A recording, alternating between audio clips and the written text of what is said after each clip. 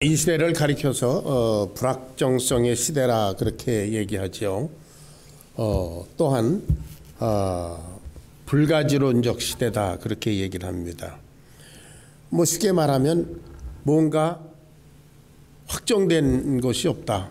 모든 것이 다 유동적이다. 뭐 그런 뜻이고요. 불가지론이라는 것은 절대 진리는 없다. 알 수 없다. 뭐 그런 거지 않습니까? 소위 그 포스트 모더니즘이라고 하는 그런 문화의 영향 때문에 생겨난 그런 것들입니다.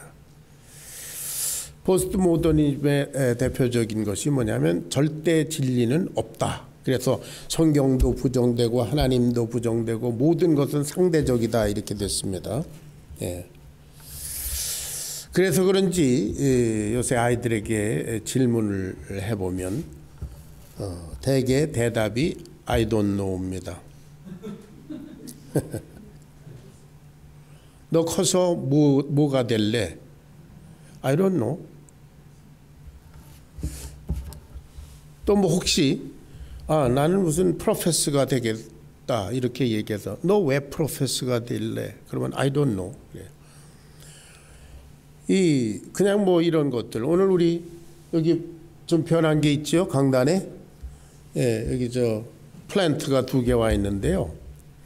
뭐 이런 걸 보고 너 이런 거 어떻게 생각하냐? 그러면 I don't know. 되게 잘 모릅니다. 왜 그런가 하고 생각해 봤더니 이건 제 혼자만의 생각입니다만은 그 포스트 모더니즘의 영향도 있지만 요새는 셀폰도 그렇고 TV도 그렇고 모든 것이 다 보여주는 시대이기 때문에 생각할 필요가 없어져서 그런 것 같아요. 옛날에는 아무것도 눈에 보이고 그런 게 없고 그러니까 순전히 책을 보고 뭐 성경을 보고 그리고 생각하고 상상하고 그렇게 해서 할 말이 많았는데 요새는 다 보여주니까 글쎄 뭐 다 나타났는데 난 모르겠다. 그렇게 된 게 아닌가. 그것은 결국 우리들에게 무엇으로 귀결되느냐 하면 정체성의 문제로 귀결됩니다. 당신은 누구입니까? 물었을 때 분명한 대답, 나는 누구입니다 라고 분명한 대답을 할 수 있는가. 이것이 정체성의 문제입니다. 내가 누군가를 확실히 알아야 내 삶을 그렇게 살 수 있습니다. 정체성의 혼돈은 자기 인생, 자기의 삶의 혼돈을 가져옵니다. 그래서 자기가 무엇을 해야 될지, 현재 하고 있는 것을 왜 하고 있는지 그것도 잘 모르고 확신이 없습니다. 여기 성경 본문 말씀에 침례 요한이라고 한 사람이 등장합니다. 침례 요한은 여러분들이 잘 아시는 대로 예수님보다 6개월 먼저 난 예수님의 친척입니다. 이 사람은 하나님으로부터 예수님, 메시아, 그리스도를 이 세상에 소개하도록 이렇게 사명을 받고 보내심을 받은 사람이었습니다. 그래서 광야에서 회개의 침례를 전파했습니다. 회개하라. 그리고 메시아 그리스도를 만나라. 준비하라. 이렇게 외쳤습니다. 그러니까 마가복음의 기사에 보면은 온 유대와 이거 일대 예루살렘과 온 유대 사람들이 다 와서 요단강에서 그에게 회개의 침례를 받았다 그랬습니다. 큰 센세이션이 일어났습니다. 그러니까 예루살렘에 있는 그 제사장들, 그 종교 지도자들이 조사단을 파견했어요. 그 침례 요한이라는 자가 저렇게 큰 일을 벌이고 있는데 도대체 저 친구 정체가 뭐냐 가서 조사해 와라 이거겠지요. 자기들의 종교적인 권위가 도전을 받습니다. 조사단이 와서 묻습니다. 너는 누구냐? 오늘 제목입니다. 너는 누구냐? 여러분에게 반말을 해서 죄송해서 제가 제목을 당신은 누구십니까? 이렇게 붙여봤어요. Who are you? 너는 누구냐? 너의 정체가 뭐냐? 요한이 본문 말씀에 보니까 드러내어서 말하고 숨기지 아니었다 그랬어요. 떳떳하게 내놓고 말했습니다. 나는 그리스도가 아니다. 왜? 사람들이 저 사람을 그리스도일 것 같다 이렇게 보기 때문이에요. 나는 그리스도가 아니라. 그러면 뭐 내가 엘리야냐? 그랬더니 아니다. 왜? 사람들이 그 사람을 저 사람은 엘리야 선지자인 것 같다 이렇게 생각하기 때문이에요. 그것도 아니면 내가 그 선지자냐? 그 선지자란 말은 신명기 18장 15절에 있는 그 the prophet, 그 선지자를 말하죠. 모세가 말하길 앞으로 너희 형제 중에 나 같은 그런 선지자 하나를 하나님께서 너희들한테 보낼 거다. 그 선지자, 그 선지자는 곧 그리스도 메시아의 별칭이에요. 그러니까 난 그것도 아니다. 그럼 도대체 넌 누구냐? 우리를 보낸 이들에게 보고해야 되니까 너는 내게 대하여 무엇이라 하느냐? 너는 도대체 너 자신에게 뭐라고 말을 하느냐? 물어봤어요. 자, 세상 사람들은 이렇게 저렇게 이 사람의 정체에 대해서 얘기합니다. 자기들 눈에 보이는 대로. 예수님에 대해서도 세상 사람들은 저 사람은 예레미야다, 뭐 선지자 중에 하나다, 뭐다. 자기 눈에 보이는 대로 판단했다고 그랬습니다. 저와 여러분도 세상 사람들은 자기들이 보는 관점에서 저와 여러분을 평가합니다. 이 사람은 이럴 것이다, 저럴 것이다. 침례 요한에게도 마찬가지였습니다. 그 사람은 그리스도인 것 같다, 엘리야인 것 같다, 아니면 그 선지자인 것 같다. 자기 나름대로 생각했습니다. 그때 이 사람이 뭐라고 얘기합니까? 자, 가로대 23절 같이 읽습니다. 시작. 가로대 나는 선지자 이사야의 말과 같이 주의 길을 곧게 하라고 광야에서 외치는 자의 소리로다 하니라. 나는 소리다. 메시지를 전하는 소리다. 하나님의 말씀, 하나님의 메시지를 전하는 도구에 불과하다. 이렇게 자기를 정의했습니다. 세상 사람들이 이 사람을 어떻게 알고 있느냐, 그건 중요하지 않습니다. 왜? 세상 사람들의 관점은 자꾸 바뀌니까요. 이 사람이 말한 것은, 침례 요한이 말한 것은 하나님 앞에서 나는 이런 사람이다, 그런 얘기 아니겠습니까? 하나님 앞에서 나는 주의 길을 곧게 하라고 광야에서 외치는 자의 소리다. 하나님께서 쓰시는 도구에 불과하다. 세상에 드러난 우리의 정체성은 변합니다. 그러나 오직 변하지 않는 게 하나 있는데 그것이 하나님 앞에서 저와 여러분의 정체성입니다. 이 사람은 하나님 앞에서 자기가 누구인가를 분명히 알았고 그렇게 살았습니다. 그랬기 때문에 그 사람의 삶을 보면 마가복음에 어떻게 돼 있습니까? 오늘 여러분들 공부하실 텐데요. 작년 주일학교에서 이 사람은 광야에서 떠돌았다 그랬어요. 그러면서 메뚜기와 석청, 그 야생 꿀을 먹었다고 그랬습니다.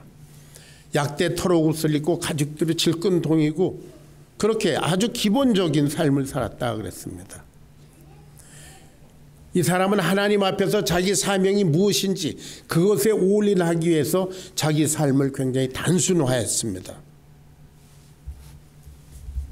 이와 같이 여러분, 사명인으로서 그리스도인으로서 사는 첫째 준비가 뭐냐 하면 삶의 단순화입니다. 그 영적 원리의 제일 첫째가 삶의 단순화예요.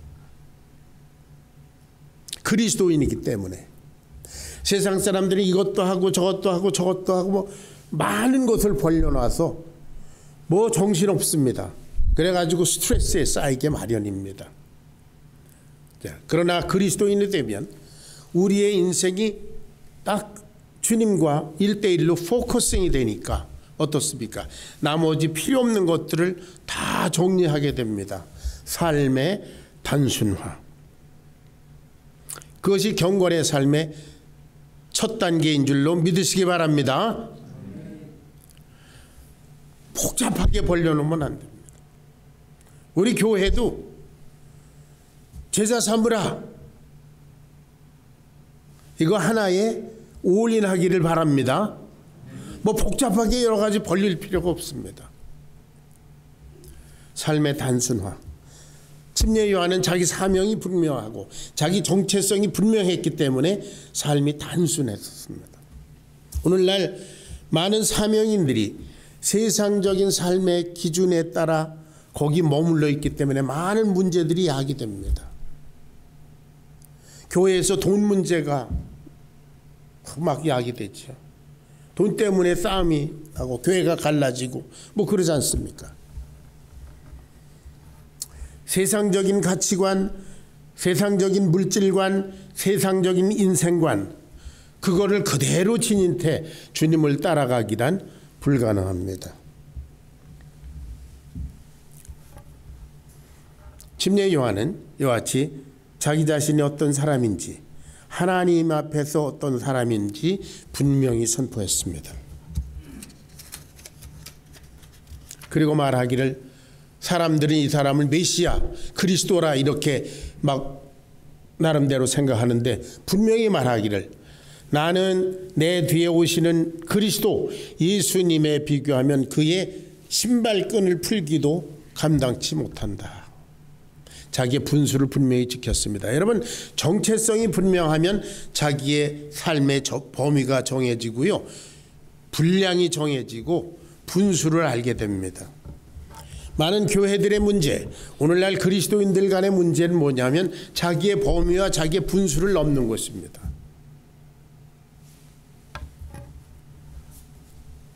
가정 문제도 마찬가지입니다. 남편과 아내, 자기들의 분량이 있습니다. 부모로서, 남편으로서, 아내로서, 자식으로서 자기의 분수, 사명의 범위가 있습니다. 그것을 넘어가면 가정 불화가 생기죠. 에덴 동산에서 하와의 문제가 뭐였습니까? 자기의 범위를 넘어서서 하나님의 말씀을 거역하게 하는 그런 일까지 침범에 들어갔던 것이죠. 자, 침례 요한은 예수님의 말씀에 의하면 여자가 낳은 자 중에서 침례 요한이 가장 위대하다 그랬습니다. 왜 그런가? 그는 하나님께서 그에게 허락하신 사명을 온전히 이루었기 때문에 그렇습니다. 자, 정체성의 혼돈 시대를 살아가는 오늘날 저와 여러분, 나는 누구입니까? 오늘 우리들은 여러 가지 모습을 하고 살면서, 그러면서 동시에 우리 자신을 숨기려고 합니다. 자기 자신이 드러나는 것을 두려워합니다. 마치 아담과 하와가 나무 숲속에 숨은 것과도 같습니다. 그래서 많은 사람들이 군중 속에 자기를 숨기려 합니다. 그것이 사회적이건 교회적이건 어디서건 군중 속에 숨으려고 합니다. 나는 이런 사람이다 드러내려고 하지 않습니다. 심지어 그리스도인들조차도 나는 그리스도인입니다, 나는 하나님의 은혜로 구원받은 하나님의 아들입니다, 할렐루야, 이렇게 선포한 것을 꺼려하는 사람들이 있습니다. 저와 여러분 그렇지 않기를 주의 이름으로 축원합니다. 어디 나가서 제일 먼저 할 일이 뭐냐, 나는 그리스도인입니다 라고 먼저 선포하고 삶을 시작해야 되지 않습니까? 직장에서도 나는 그리스도인입니다. 그러면 거기서 벌써 알고, 아, 이거 주일에 일 못하시겠네요, 뭐 이렇게 나올 텐데 가만히 있으면 주일에 당연히 일 시키죠.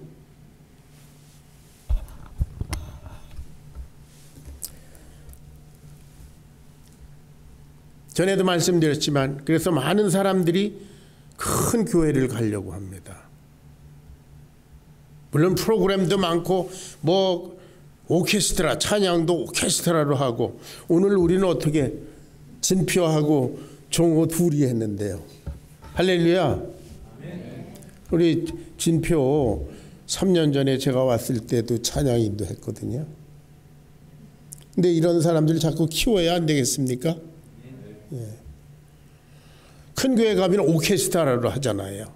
유명한 가수가 나와서 노래 부르잖아요. 아, 좋죠.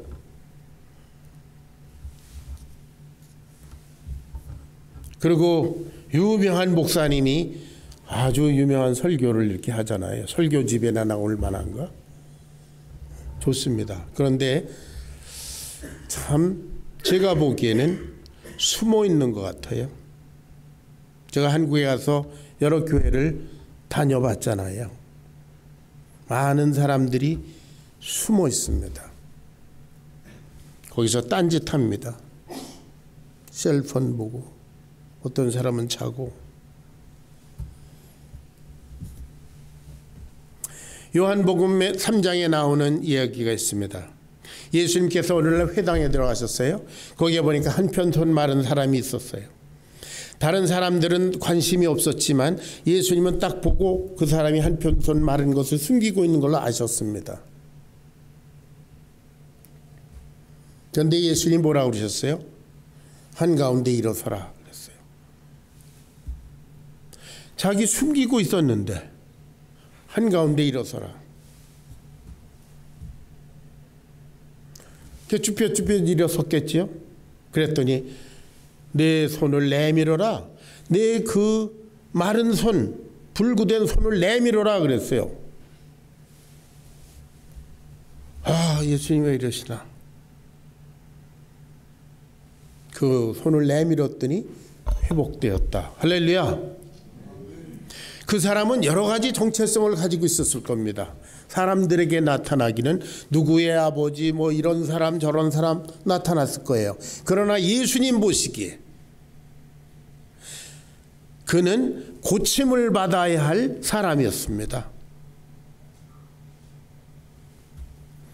서두에 말씀드린 대로 이 세상이 보는 관점은 다 바뀌고 결국은 바뀝니다.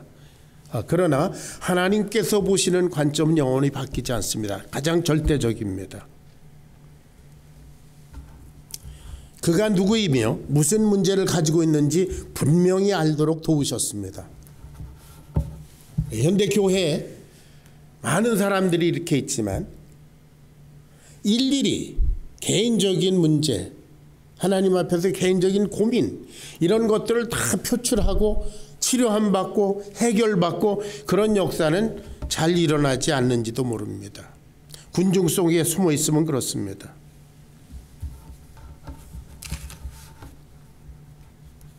열왕기하 5장에는 나아만이라고 하는 유명한 문둥병자의 얘기가 나옵니다. 그 사람이 엘리사를 찾아왔습니다. 많은 돈과 부하들을 거느리고 화려한 모습으로 엘리사에게 안수를 받으러 왔어요.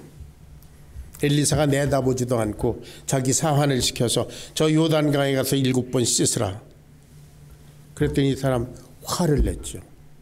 그런데 부하들이 이렇게 말려서 결국 요단강에 가서 물에 잠깁니다. 물에 잠기기 위해서 어떻습니까? 투구를 벗어버리고요. 갑옷을 벗어버리고 내의를 벗어버리고 다 벗어버리니까 뭐가 나타나요? 자기도 보기 싫은 문둥병이 나타납니다. 그게 나아만의 실체예요. 나아만의 정체성입니다. 나아만이 갖고 있는 모든 장군으로서 아비로서 뭐 왕, 아람 나라 왕도 우지좌지할 수 있는 권력자로서 그것은 그 사람의 정체성이 아닙니다. 예, 하나님 보시기에는 그는 문둥이였습니다. 그 사람이 자기 정체성을 다 드러내고 7번 물에 잠겼을 때 온전히 회복되었더라. 할렐루야. 마가복음 5장에는 귀신 들린 자의 얘기가 나오죠. 예수님 부르십니다. 내 이름이 뭐냐? 넌 도대체 누구냐? 대답이 뭐예요? 내 이름은 군대니 우리가 많습니다. My name is Legion, for we are many. 난지 군대인지 무엇인지 하나인지 열인지 혼돈된 인생. 귀신은 우리의 정체성에 혼돈을 주고 우리를 헷갈리게 하고 그러면 우리의 삶 자체가 헷갈립니다. 저와 여러분 이 세상에서 여러 가지 모습을 하고 살고 있습니다. 남편으로서, 아내로서, 직장인으로서, 아비로서, 친구로서 뭐 여러 가지 모습이 있습니다. 그러나 이런 것들은 다 변합니다. 예수님께서 말씀하셨지요. 부부간도 천국에 가면 다 변한다. 결국은 우리의 모든 이 세상에서 가지고 있던 정체성은 없어질 겁니다. 소멸됩니다. 그래서 우리는 마치 연극 무대의 주인공처럼 오늘은 이런 모습, 내일은 저런 모습, 여기선 이런 모습, 저기선 다른 모습 그렇게 살고 있습니다. 연극이 끝나면 그 롤은 끝납니다. 저와 여러분이 하나님 앞에서의 정체성만 영원히 남는 줄로 믿습니다. 너는 누구냐? 예수님께서 저와 여러분에게 물으실 때예요. 아니면 세상 사람이 당신은 누굽니까? 당신의 정체는 무엇입니까? 라고 물을 때 우리의 대답이 뭡니까? 나는 죄인이었습니다. 문둥이 나만이 옷을 다 벗으니까 속에 문둥병이 나타난 것처럼 우리 겉껍질 다 벗기고 나니까 속엔 뭐만 남아요? 죄만 남습니다. 나는 죄인이었습니다. 예수님의 십자가의 은혜로 용서함 받아서 하나님의 자녀가 된 그리스도인입니다. 할렐루야. I'm a forgiven sinner. 나는 용서함 받은 죄인입니다. 주님의 핏값 때문에 그 핏값으로 다시 사신 바 된 구원받은 죄인입니다. 이제 주님을 위해서 삽니다. 그것이 내 인생의 최대의 과제입니다. 할렐루야. 난 주님 위해서 삽니다. 그것이 우리의 정체성입니다. 그 외에 우리가 이걸 위해서 살고 저걸 위해서 살고 이런 모습으로 살고 저런 모습으로 사는 건 다 허상이고 결국은 없어질 겁니다. 나중에 끝날에 너는 나를 위해서 뭘 하다가 왔느냐라고 주님은 물으십니다.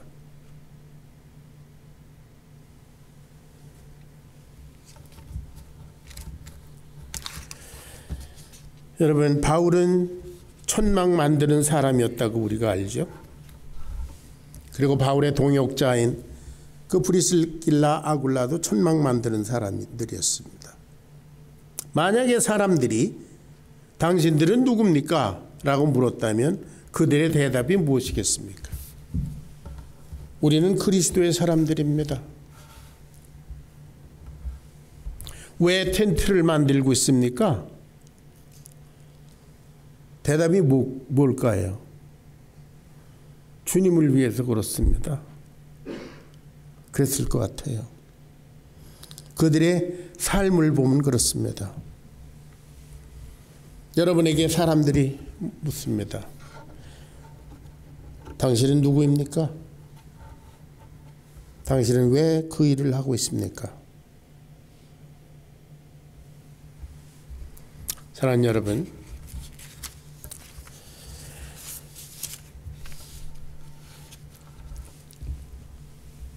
여러분은 누구입니까?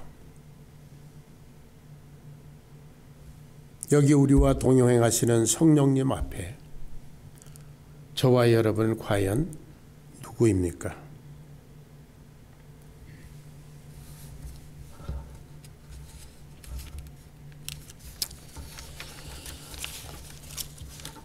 제가 이 교회를 맡은 지 지금 3년이 됐습니다.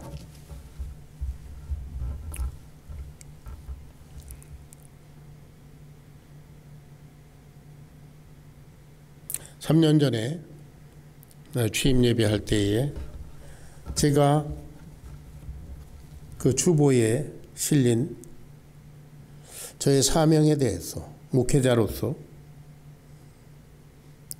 저의 사명에 대해서 써놓은 글이 있었습니다. 이것이 제가 남은 생애를 살아가는 이유입니다. 요한복음 10장 11절을 찾아서 읽어봅니다.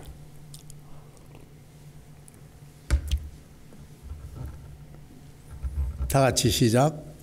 나는 선한 목자라. 선한 목자는 양들을 위하여 목숨을 버리거니와.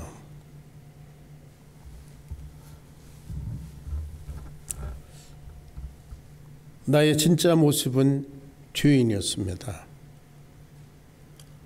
죄로 말미암아 멸망할 수밖에 없는 그런 인생이었습니다. 그러나 주님의 은혜로 값없이 용서함 받고 구원받아서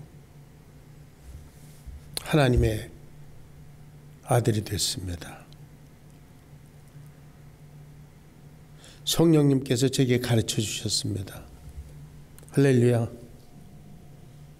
아멘. 예.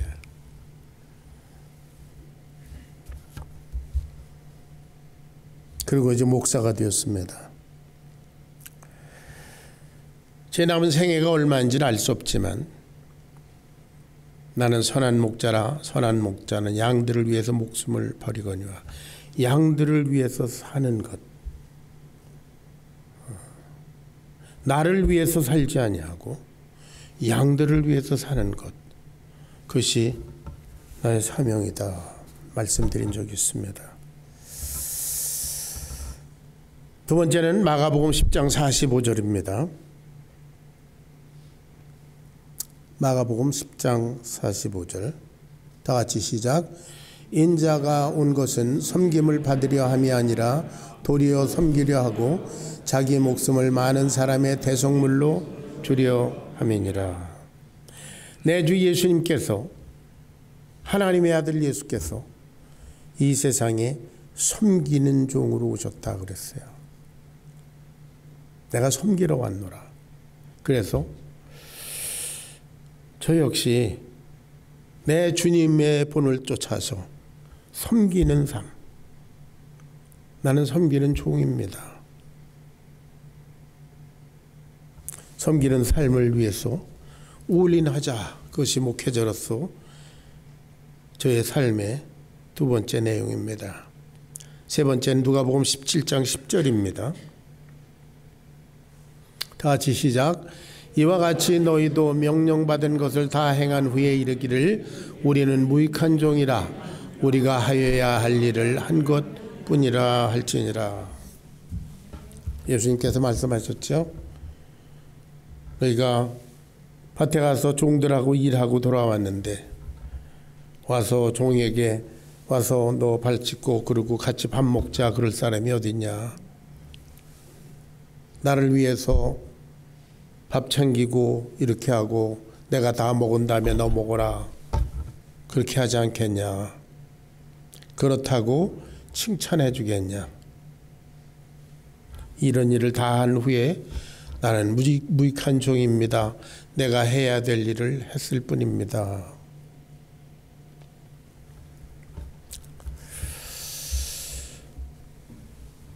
저는 목회자로 사는 것 자체가 감사하고 자랑스럽습니다.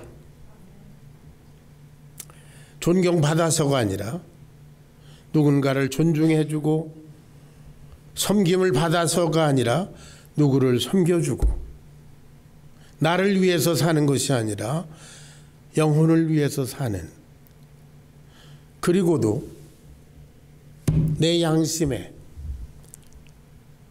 난 무익한 종입니다. 내 멸망할 죄인인데 이런 일을 주님께서 시켜주시다니 감사합니다. 그것이 솔직한 저의 고백입니다.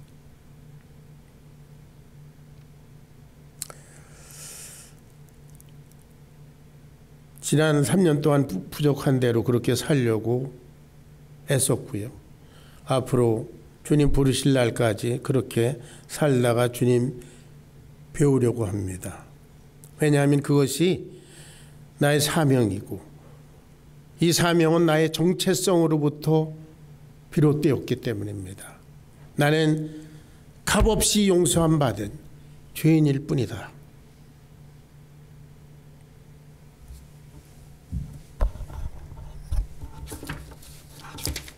지난 한 달 전에 어떤 은퇴한 목사님이 제게 그런 얘기를 했어요. 여러분에게 부담드리려고 하는 얘기 아닙니다. 목사님 아직도 월급 안 받으세요? 그래요. 아니, 받습니다. 그럼요, 받으세요. 받으셔야지요.